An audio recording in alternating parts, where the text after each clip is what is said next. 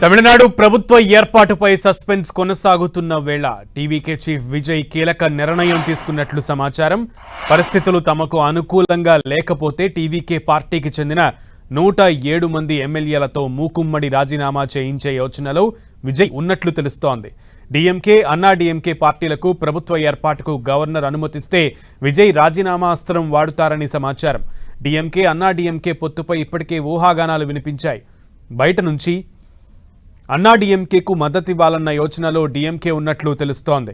చెరో 2.5 ఏళ్లు అధికారం పంచుకునేలా రహస్య చర్చలు జరుగుతున్నట్లు ప్రచారం జరుగుతోంది. ముందుగా ముఖ్యమంత్రిగా పళనిస్వామి ఉంటారని తెలుస్తోంది. వీసీకే, లెఫ్ట్ పార్టీలు మద్దతివ్వకపోతే పళనిస్వామి రంగంలోకి దిగనున్నారు. సాయంత్రం గవర్నర్ను పళనిస్వామి కలిసే ఛాన్స్ ఉంది.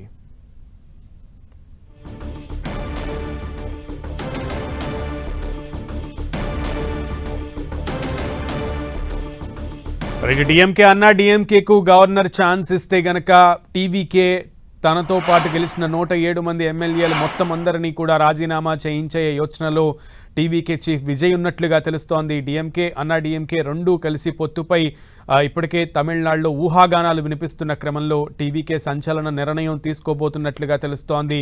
బయట నుంచి అన్నా డీఎంకేకు డీఎంకే మద్దతు ఇవ్వాలనే యోచనలో ఉన్నట్లుగా తెలుస్తోంది.